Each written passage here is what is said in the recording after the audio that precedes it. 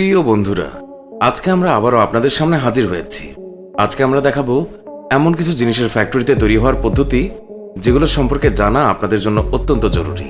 তো বন্ধুরা, এই জিনিসগুলো ফ্যাক্টরিতে কিভাবে তৈরি হয় তা জানা এবং দেখার জন্য ভিডিওটি শেষ পর্যন্ত দেখুন। তো চলুন আর দেরি না করে শুরু করা যাক। নাম্বার 1, গুড ডে বিস্কুট বানানোর পদ্ধতি। বন্ধুরা, আজকে আমরা আপনাদের নিয়ে যাব ব্রিটানিয়া বিস্কুট বানানোর ফ্যাক্টরির ভেতরে, যেখানে আমরা এদের পদ্ধতি সম্পর্কে বিস্তারিত জানাবো। বন্ধুরা, ভারতে জনপ্রিয়তার দিক দিয়ে parle-g বিস্কুটের পর যে বিস্কুটের নাম আসে তা হলো ব্রিটানিয়া কোম্পানির বিস্কুট। আপনি হয়তো জানেন না, কিন্তু ব্রিটানিয়া ইন্ডিয়ারই একটি কোম্পানি। এটি 1892 সালে 265 রুপি নিয়ে একটা ছোট বাড়িতে কাজ শুরু করে।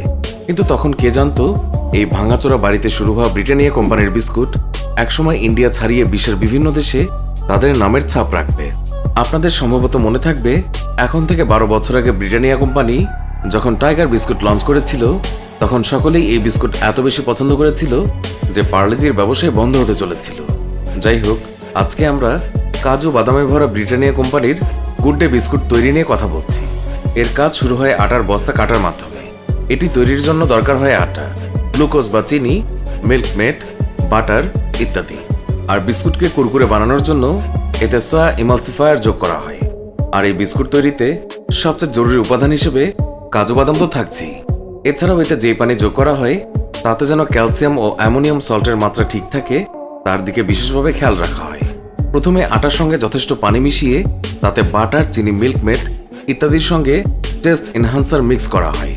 মিক্স হতে হতে এই উপাদানগুলো যখন আটার খামিরের মতো হয়ে যায়, তখন এদের শিটের আকারে একটি মল্ডিং ইউনিটে পাঠানো হয়। ওখানেই আটার খামিরকে বড় একটি বোলিং রোলারের মধ্যে দিয়ে নিয়ে যাওয়া হয়।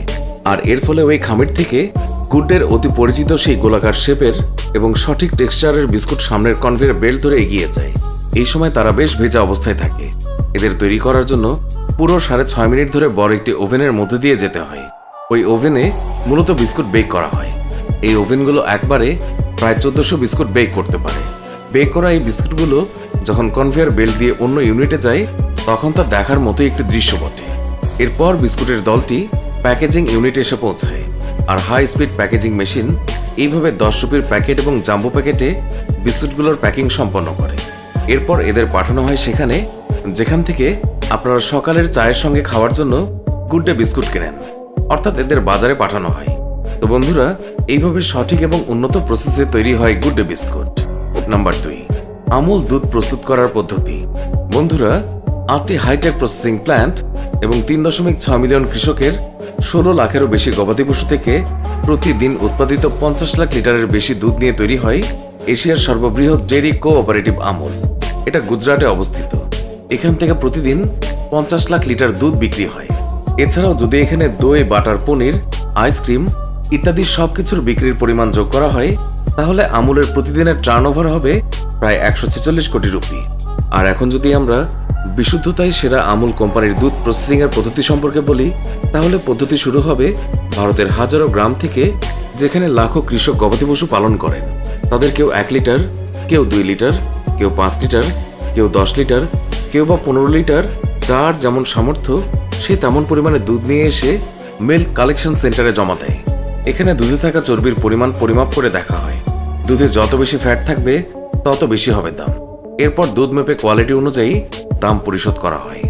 এরপরে হাজারো লিটার দুধ ট্যাঙ্কারে করে পাঠিয়ে দেওয়া হয়। এই ট্যাঙ্কারগুলোতে করে খুব কাছের শহরেই শুধু নয়, এমনকি অন্য প্রদেশের প্ল্যান্টেও পাঠিয়ে দেওয়া হয়। আর বন্ধুরা, এটা হলো 122 একর জায়গা নিয়ে প্রতিষ্ঠিত গুজরাটের একটি ডেইরি কারখানা। এখানে সকাল থেকে রাত পর্যন্ত ট্যাঙ্কারের যাতায়াত চলতেই থাকে। আর প্রতিদিন এখানে প্রায় 500 ট্যাঙ্কার 40 লাখ লিটার দুধ পৌঁছে দেয়।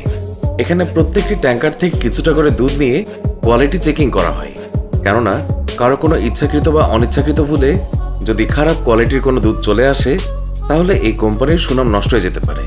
আর যারা এই দুধ খাবে তারা এমনকি অসুস্থও হতে পারে।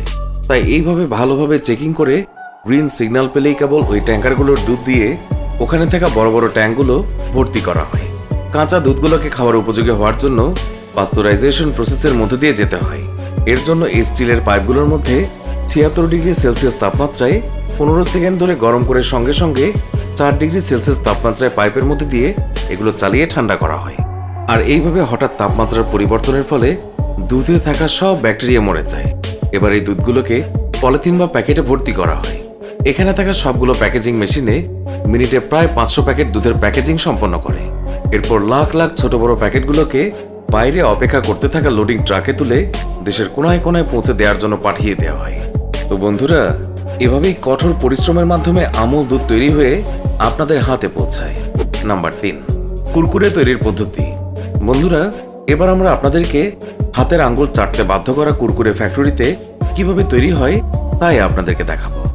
বন্ধুরা, এটা হলো কলকাতার বিখ্যাত পেপসিকো প্ল্যান্ট।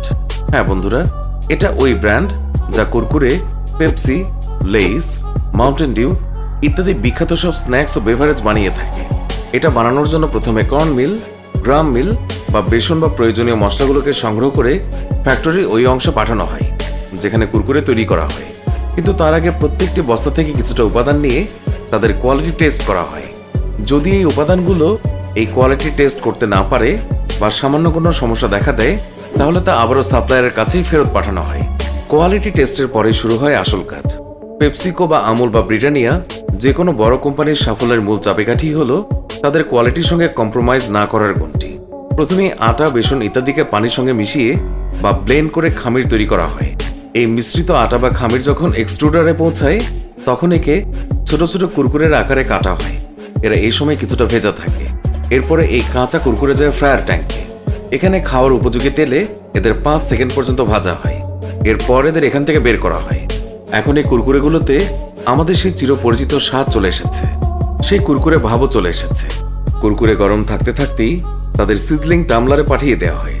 এখানে এই কুরকুরেগুলোতে ওই বিশেষ মশলা যোগ করা হয় যে মশলার কারণে কুরকুরেগুলোতে আমাদের আঙ্গুল চাটতে বাধ্য করা স্বাদ আসে। এবার এই লাখ লাখ কুরকুরেকে যেতে হয় মেটাল ডিটেক্টর মেশিনের মাঝে দিয়ে। এখানে এনশিওর করা হয় যেন কোনো লোহার টুকরো, কঙ্কর, পাথর বা এই ধরনের কোনো কিছু এই সদ্য তৈরি কুরকুরের মাঝে না থাকে। যদি এগুলো পাওয়া যায় তাহলে সেগুলোকে বের করে ফেলে দেওয়া হয়। এরপর তৈরি কুরকুরেগুলোকে 5 রুপি, 10 রুপি বা 20 রুপি বা আরো বড় প্যাকেটে প্যাক করে সব জায়গায় পাঠিয়ে দেওয়া হয়। আর এইভাবে ফ্যাক্টরিতে তৈরি হয় আপনাদের সবার পছন্দের কুরকুরে। বন্ধুরা, আপনারা যদি চান আমরা এর চেয়েও ভালো ভিডিও বানাই তাহলে ভিডিওতে লাইক দিয়ে চ্যানেলটি সাবস্ক্রাইব করে ফেলুন।